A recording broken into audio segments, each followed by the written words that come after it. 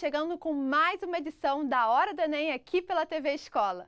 Hora do Enem, o programa elétrico, atômico, genial, cheio de energia, ligado no 220, para te ajudar a chegar lá, na grande missão do ano, que é garantir a sua vaga para a universidade. E para você que com certeza vai trazer muito orgulho para sua família no final do ano, vamos confiar, hein, turma? Veja o conteúdo top que a gente trouxe para a edição da Hora do Enem dessa terça-feira.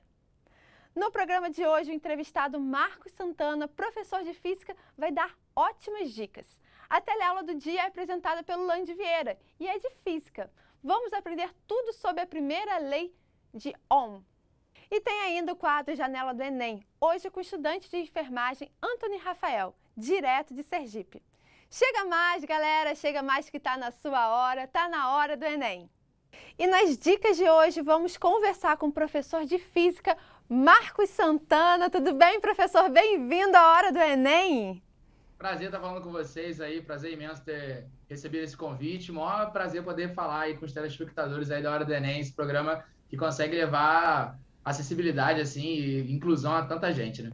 Obrigada, professor. Vamos falar um pouquinho de física. Queria as principais dicas para os alunos, principalmente na hora de estudar, para não estar muito ansioso. Enfim, suas dicas que você dá para os seus alunos.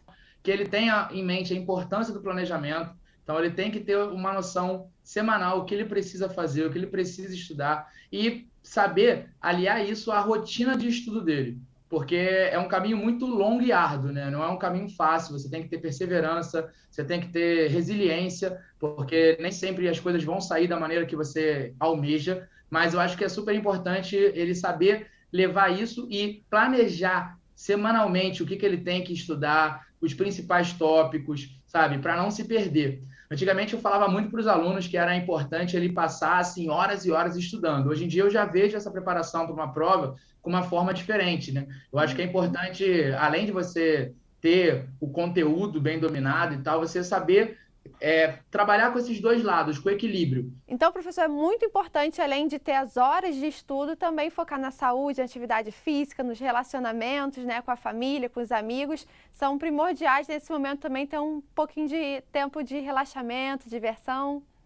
Lógico, lógico. É super importante alinhar tudo isso. Então, por isso que você ter um planejamento e ter o equilíbrio nesse teu planejamento, sabe? Às vezes as pessoas se voltam só, vou estudar, esquece de dormir, esquece de, sabe, fazer atividade física um hábito muito bom. Para finalizar, professor, queria que você deixasse uma mensagem para quem está nos assistindo. Continua com perseverança, rotina, resiliência. Nem sempre as coisas vão sair do jeito que a gente almeja, mas o seu querer de estar numa faculdade pública, você está cursando o curso que você almeja, eu acho que é mais forte do que todas essas dificuldades que possam vir a acontecer. Isso só mostra a sua vontade. No final do ano, você ter o seu nome na lista dos aprovados vai ser uma sensação fantástica e você vai se sentir merecedor de tudo isso. Gente, esse é o Marcos Santana participando aqui da Hora do Enem. O nosso curso de apoio e revisão intensiva, que reforça o conteúdo que você assiste aqui na Hora do Enem, está disponível para todo o Brasil.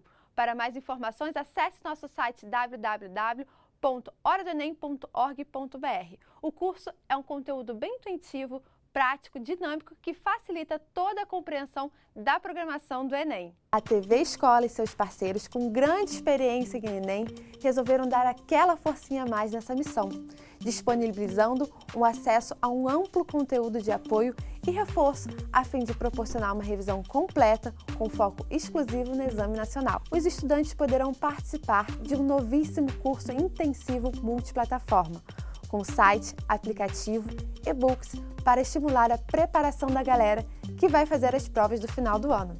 Videoaulas específicas com professores especialistas e uma programação completa, incluindo resumos, exercícios, testes online.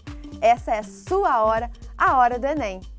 E para entrar agora mesmo no ritmo das aulas, o nosso querido Lande Vieira vem aí apresentando a teleaula do dia, uma super aula de física sobre a primeira lei de Ohm. Lembrando que essa aula foi gravada antes da pandemia. É com você, Lande! Hora do Enem no ar e hoje é dia de física, bebê! Quando eu falo no céu da semana, o que te vem à cabeça? astronomia, claro.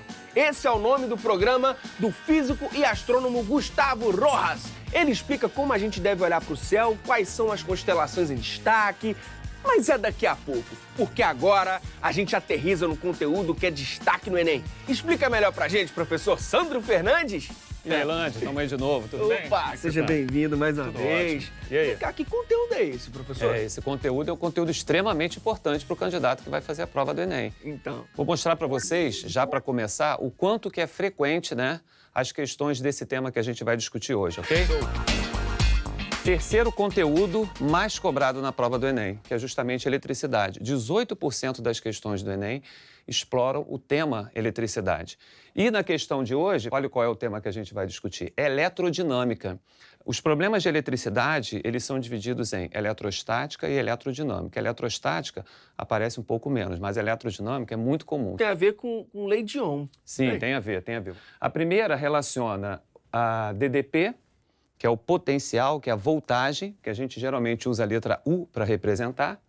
Esse R é a resistência elétrica. Determinados materiais têm uma resistência à passagem da corrente elétrica. E o I é a corrente elétrica. Então, aqui você tem, olha, um trechinho do circuito em que existe aqui uma diferença de potencial. Não é, mas tem a ver com a energia que a carga está transportando. A resistência, que a gente usa esse símbolo aqui, é muito comum encontrar nos circuitos, e a corrente elétrica aí. Então, vou mostrar para você aqui agora um circuitozinho para você ver esses três elementos no circuito. Ó, primeiro, uma pilha. Então, aqui você tem um conjunto com duas pilhas e os fiozinhos. Sim. Quer dizer, você ainda não tem uma corrente circulando aqui. Não. O nosso objetivo é acender essa lâmpadazinha, então a gente precisa fechar o circuito. Opa. Fecha o circuito aí para a gente ver se a Deixa eu ver, lâmpada vai. Olha lá, isso aí. Aqui nós temos aqueles três elementos da primeira lei. Nós temos a voltagem das duas pilhas. Aqui nós temos um resistor, porque essa lâmpadazinha pode ser considerado um resistor. E quando você fecha o circuito, você tem a corrente elétrica. Então, a corrente elétrica que está circulando, graças à energia que a carga recebe dessa fonte, e um resistorzinho. Existem vários tipos, né, de lâmpadas. Essa lâmpada aqui já está saindo do mercado, mas é aquela tradicional, a lâmpada incandescente, que a gente também pode ver o filamentozinho da lâmpada ali dentro. Sim. E esse filamento seria a resistência. Seria a resistência elétrica. Justamente o que acontece aqui? A transformação de energia elétrica e energia térmica e energia luminosa também. Show de bola. Aqui é outro exemplo de resistor que você deve conhecer. Sabe o que é isso? Ih, já consertei vários. Se a gente emenda para poder tomar aquele banho quentinho, né? Exatamente. Isso é uma resistência de chuveiro elétrico, né? Eu desmontei ela para você perceber que, na verdade, esse sistema aqui parecendo uma molinha é justamente essa molinha que a gente usa ali no circuito. Entendi. Né? E é sempre espiralado ou não, professor? Geralmente, sim. Entendi. Aqui tem um caso para mostrar para você que eu trouxe de uma lâmpada, né? Que está aí agora, que é uma lâmpada mais utilizada como enfeite, que não é dessa forma. Vou mostrar para vocês aqui. Vai lá, ó. professor. Olha pra só. gente. Essa daqui, você repara que também tem um filamentozinho ali, ó. Só que esse filamentozinho é diferente um pouco daquele outro filamento. Então, a primeira lei de Ohm relaciona justamente essas três grandezas. O potencial elétrico, a resistência elétrica e a corrente elétrica. Essa imagem aqui é uma imagem muito interessante para a gente entender o contexto aí da primeira lei. Você repara que aqui, ó, tem isso aqui escrito Ohm, que é como se fosse a resistência, tá vendo? Ela está diminuindo o espaço, a área, para a corrente passar, que é em ampere. Sim. E aqui a voltagem empurrando, quer dizer... Voltagem é a potência, a força. Exatamente, quer dizer, é a energia que você precisa para botar carga para se mover, né? E aqui você tem a corrente tentando passar e a resistência diminuindo. Apertando, né? ali. Exatamente. Partiu questão? Vamos lá, com certeza. Então vamos embora, já está aí na tela. A questão isso aí. 129 do Enem de 2017, caderno azul, primeira aplicação. Isso. Em algumas residências, cercas eletrificadas são utilizadas com o objetivo de afastar possíveis invasores. Uma cerca eletrificada funciona com uma diferença de potencial elétrico de aproximadamente 10.000 volts. Voltagem é a nossa fonte, é como se fosse a nossa pilha, só que isso aqui, a nossa pilha tem 1,5 volts, né? Nossa. Uma bateria de celular tem uma voltagem também pequena, mas aqui nós temos 10.000 volts, é uma voltagem muito grande. Muito grande. Para que não seja letal, a corrente que pode ser transmitida através de uma pessoa não deve ser maior do que 0,01 ampere. Esse A maiúsculo é a unidade de corrente elétrica, que é o ampere. Então, a corrente que passa pelo corpo da pessoa não pode ser maior do que 0,01, senão ela vai ter problemas. Já a resistência elétrica corporal entre as mãos e os pés de uma pessoa é da ordem de 1.000 ohms. Então, esse aqui é o ômegazinho que a gente usa para unidade de resistência elétrica. Então, você vê que ele está dando a DDP, a voltagem, está dando a corrente, está dando a resistência. Tudo que a gente precisa na primeira lei de Ohm. Aí ele fala, para que a corrente não seja letal, ou seja, para ela não ser letal, ela não pode ser maior do que 0,01. Que toca a cerca, o gerador de tensão deve possuir uma resistência interna que em relação ao do corpo humano quer dizer, o próprio gerador, ele tem uma resistência interna, ele não é ideal. Ele não consegue transformar 100% da energia, por exemplo, da bateria que eu trouxe, da energia química em energia elétrica, sempre tem uma perda. Então a gente atribui isso a uma resistência interna dele. O gerador de tensão deve possuir uma resistência interna que em relação ao corpo humano é praticamente nula, aproximadamente igual, da ordem D. Então você repara que ali ele já está dizendo que a resposta é alguma coisa aproximada. Isso significa que você não precisa ter também tantos cuidados em resolver as continhas com muitas casas decimais. Entendi. Então é um valor aproximado que a gente vai achar. Até porque aqui em cima ele já falou aproximadamente 10.000 volts. Olha aqui, ó, só para você ter uma noção. Uma corrente de 0,01 ampere, ela gera pequenos formigamentos. Então, conforme a corrente vai aumentando, por exemplo, uma corrente de 0,1 ampere, quer dizer, 10 vezes maior do que essa, contrações musculares, dor, dificuldade para respirar e até uma parada cardíaca. Então, existem leis que vão dizer qual é o máximo de corrente que você pode colocar numa cerca dessa. Né? Você repara aqui que de 1 a 10 ampere, queimaduras graves, parada cardíaca e até a morte. Então, o nosso limite é de 0,01 ampere. Show de bola. E aí, como é que a gente resolve, professor? Bom, a gente vai fazer o seguinte, vamos imaginar um circuito para poder aplicar a primeira lei de Ohm aqui. Esse nosso circuito tem a nossa fonte, que é representada por duas barrazinhas. A menor é a maior, uma que geralmente a gente chama do negativo e outra do positivo. A pilha tem, né? A lisinha, que é o negativo, e a outra que é positivo, tá bom? E aí você vai ter uma corrente circulando aqui porque o circuito está fechado. E nesse circuito nós temos duas resistências. A resistência da cerca, que nós não sabemos quanto vale, a gente precisa descobrir. E tem a resistência do lande. Olha eu ali. Quando você encostou ali, você fechou o circuito. E a corrente está passando por você. Beleza. E aí você sente esse efeito da corrente passando pelo seu corpo. Só que o seu corpo tem uma resistência elétrica, que é grande. A resistência é de 1.000 ohms. Ele falou no enunciado. Então, nós sabemos a corrente, a DDP e sabemos a resistência sua, mas a gente não sabe qual é a resistência da cerca. Vamos olhar para a primeira lei. Quer dizer, a DDP, lembra que eu coloquei lá? É a resistência vezes a corrente. A DDP nós sabemos, são 10.000 volts. Certo. Então, nós temos 10.000. Essas duas resistências, elas estão em série. Quando as resistências estão em série, na verdade, basta a gente somar as duas no nosso circuito. Então, aqui vai ficar a resistência da cerca mais a resistência do lande vezes a corrente. A corrente que está circulando é de quanto? 0,01, que é o máximo para não matar. Isso. Vamos substituir agora aqui o valor da sua resistência, que a gente já sabe. Então, você tem 10.000 é igual a resistência da cerca, que a gente não conhece, mais a sua resistência, que é de 1.000 ohms, vezes o 0,01. Aqui a gente vai aplicar aquela propriedade da matemática distributiva. Então, a gente vai multiplicar o 1.000 e a resistência da cerca por 0,01. Então, nós vamos ter 10.000 é igual 0,01 vezes a resistência da cerca, mais 1.000 vezes 0,01. Multiplicar um número por 1.000 é só você deslocar 3 casas para a direita. Beleza. Então, multiplicou por 10, multiplicou por 100, vira 1, multiplicou por 1.000, vira 10. Beleza. Então, aqui você tem 10. Esse 10 a gente pode passar para o outro lado. Então, você tem 10.000 menos 10.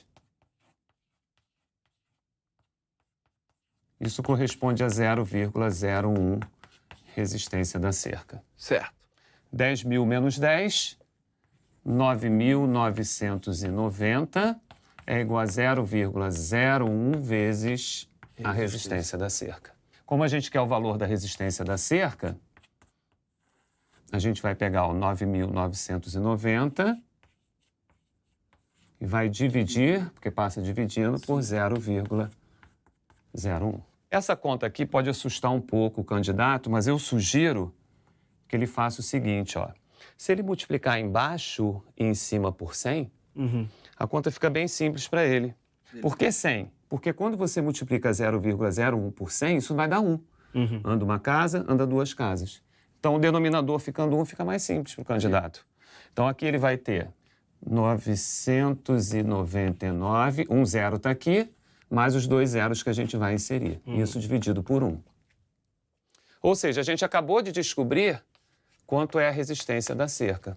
Porque 999 mil dividido por 1, 999 mil ohms. Então, essa é a resistência da cerca. Voltando aqui. Vamos lá. Para que a corrente não seja letal, e a gente já usou o 0,01, o gerador de tensão deve possuir uma resistência interna que, em relação à do corpo, é. Então, ele quer a relação entre a resistência interna e a resistência do Lande. Então, tem que descobrir quantas vezes uma é maior do que a outra. Beleza. Então, a gente coloca assim, ó. Resistência da cerca dividido pela resistência do Lande. Porque quando eu faço isso, eu descubro quantas vezes uma é maior do que a outra. Sim. Show de bola. Resistência da cerca, 999 mil. Resistência do Lande, 1000. Você pode simplificar aqui os zeros. E aí você descobre que essa razão, resistência da cerca por resistência do Lande, vai ser de 999. Não tem unidade, tá? Porque você está dividindo um valor de resistência por outro valor de resistência. Então, isso aqui quer dizer que uma é 999 vezes maior do que a outra. Saquei. Certo? Saquei. Bom, lembra que a gente falou na coisa do aproximado. Aproximado, né? Então, nós descobrimos que a resistência da cerca, ela tem que ser 999 vezes maior do que a sua, para que você não tenha problemas. Beleza. Olha a letra A. Praticamente nula? Não, de jeito nenhum. É. Ela é aproximadamente igual, o valor das duas resistências? Não. Não. Você repara que na letra C ele fala milhares de vezes maior. Parece boa. É. Porque aquilo ali é praticamente 1000. É. Mas vamos dar uma olhada nas outras. Bora dar uma olhada. Da ordem de 10 vezes maior. Na verdade, ela é quase 1000 vezes maior. É. Da ordem de 10 vezes menor. Também não, ela é maior. Ou seja, aquela que mais interessante pra gente é essa daqui, ó, milhares de vezes maior. Só confirmando, professor. Gabarito, letra? Gabarito, letra C. E, professor, para quem quer dar uma carga nesse assunto? Eu trouxe 3 dicas muito legais. A primeira delas, que é um chamado kit de construção de circuitos. Lá, o aluno coloca a fonte, aí coloca um fiozinho, coloca uma lâmpada, fecha o circuito, tem uma chave, mostra o valor da corrente. Então, é muito didático e ele pode montar o circuito da maneira que ele quiser. O outro é um livro chamado Guia Mangá de Eletricidade. Então, é a parte de eletricidade toda através de desenhos de mangá. E o último é um documentário do Tesla. E, inclusive, tem um filme que vai ser lançado, provavelmente ainda esse ano, chamado A Batalha das Correntes, que faz essa discussão entre a corrente contínua e a corrente alternada, falando do Thomas Edison e do Nikola Tesla. Show de bola, professor. Muitíssimo obrigado. Prazer enorme estar aqui de novo com você. O nosso convidado é físico e apresenta o Céu da Semana, uma série de vídeos para o YouTube produzida pela Univesp TV, que traz um monte de conhecimento astronômico. Então chega mais, Gustavo Rojas. Prazer imenso ter você aqui, tudo bem? Prazer é meu de estar aqui. Como o programa aborda a astronomia? Bem, o Céu da Semana é um programa que é bem curtinho, ele tem de 2 a 3 minutos de duração, que ele fala sobre o que dá para ver no céu, quais são os planetas visíveis, os eventos astronômicos, e depois conta uma curiosidade sobre astronomia, algo histórico, algo sobre uma estrela, sobre uma constelação. Então é uma pílula de astronomia e de conhecimento que a gente publica toda semana. E como você coleta essas informações? Eu uso almanaques astronômicos, softwares de astronomia que simulam o céu, que dá para prever o que vai acontecer. E para a parte de pesquisa histórica, é uma série de sites, livros, revistas que a gente usa para fazer a pesquisa para o tópico que a gente está trabalhando. E qual foi a sua maior surpresa, assim, olhando para o céu? O que mais me surpreendeu foi quando eu observei um cometa, que chamava Cometa Lovejoy. Ele ficou visível só durante uma semana, no finalzinho do ano de 2012. E foi um cometa imenso. A cauda dele era como se fosse um holofote apontado para o céu. Ele brilhou muito, mas durante muito pouco tempo. né? E depois ele deixou de ser visível. Então, realmente foi uma experiência marcante que eu não vou esquecer nunca. Como os astros influenciam o nosso dia a dia aqui na Terra? A influência dos astros, né, ela se dá através da gravidade, né? A única forma de ação à distância que existe é através da força gravitacional que faz a Terra girar em torno do Sol, que faz a Lua girar em torno da Terra. E no caso aqui da nossa vida cotidiana, ela se manifesta principalmente na forma de marés, né? As marés são a atração, né, que a Lua e o Sol fazem sobre os oceanos, que causa, então, a maré cheia, a maré baixa. Então, acho que essa é a maneira mais evidente, né, da ação dos astros aqui na Terra, além, é claro, da luz do Sol, do calor do Sol, do luar, né, desses outros fenômenos. E do horóscopo que a gente pega lá no jornal e tudo mais, e dá uma olhadinha. Olha, horóscopo é o que a gente fala que é astrologia. Né? Lá no início, astronomia e astrologia eram a mesma coisa. Entendi. Né? Só que depois, né, com o aumento do nosso conhecimento do universo, a astronomia, né, se virou uma ciência. Né? Então a gente consegue fazer previsões, né, do que vai acontecer, né, no futuro, ao contrário do horóscopo, onde a pessoa escreve qualquer coisa lá e quase nunca dá certo. Bom, e sobre o início da astronomia? Professor, assim, eu tenho essa dúvida. Qual foi o primeiro planeta a ser descoberto, por exemplo? Olha, essa é uma pergunta impossível de responder, porque esses 5 planetas que são visíveis a olho nu, eles são conhecidos por todas as culturas da Terra, desde que o homem era ainda, né, um hominídeo. Né? Bastava olhar para o céu que você via, além das estrelas, os 5 planetas brilhantes, e eles têm esse nome porque eles mudam, né, de posição no céu. Planeta é uma palavra que vem do grego, que quer dizer astro errante, ou seja, um astro que muda de posição ao longo das noites. Então, 5 planetas que a gente fala que são os planetas clássicos, Mercúrio, Vênus, Marte, Júpiter e Saturno, são conhecidos desde sempre. E depois disso, só no século XVIII foi descoberto o planeta Urano e no século XIX o planeta Netuno. Você pode dar um exemplo de como diferentes culturas se relacionam com o céu? O ato de olhar para o céu é uma coisa que é praticada por todas as culturas dos diferentes continentes. É lindo, né? Os indígenas brasileiros, eles também tinham a sua astronomia, também faziam as suas constelações, mas que refletiam a fauna, né, e as lendas, né, dessas culturas. Na região onde a gente observa hoje a constelação do Escorpião, a constelação do Cruzeiro do Sul, essa região, para os indígenas brasileiros, é a constelação da Ema, que é uma ave, né, bem típica aqui da nossa região, principalmente do Cerrado. Então eles ligam, né, os pontos, né, conectam as estrelas de maneira diferente para mostrar aquilo, né, que eles vivenciam. Nas culturas do hemisfério sul, além das estrelas, os povos também usam as regiões mais escuras e brilhantes da Via Láctea para formar as constelações. Então, no caso da constelação da Ema, as nuvens escuras que tem ali perto do Cruzeiro do Sul formam a plumagem da Ema. E isso também a gente observa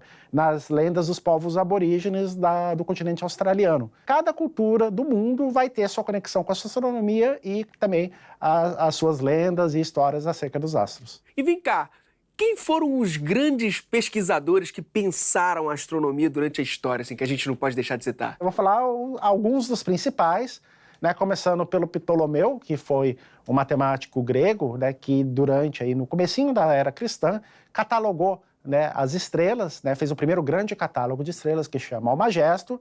Outro que é muito importante é o Copérnico, foi a primeira pessoa a propor, já na Renascença, né, na Europa, que o Sol era o centro do universo e não a Terra. E depois o Galileu, né? O Galileu Galilei, no ano de 1609, foi a primeira pessoa a pegar um telescópio e apontar para as estrelas. E aí ele descobriu coisas que mudaram a história do mundo. E depois o Galileu teve o Isaac Newton, que é o inventor da teoria da gravitação universal. Temos que citar o Albert Einstein, né, que modificou, né, as ideias do Newton sobre a gravitação para um contexto muito mais amplo e que é a descrição mais precisa que nós temos da gravidade hoje em dia. Pra galera que tá em casa, se amarrou, tá gostando muito aqui do papo, se ela chegar na janela agora e olhar pro céu, assim, qual a dica que você dá? Como observar? O que ela consegue ver? O primeiro passo é aprender a se localizar, reconhecer onde estão as direções cardeais, os pontos cardeais, e reconhecer as constelações e os planetas.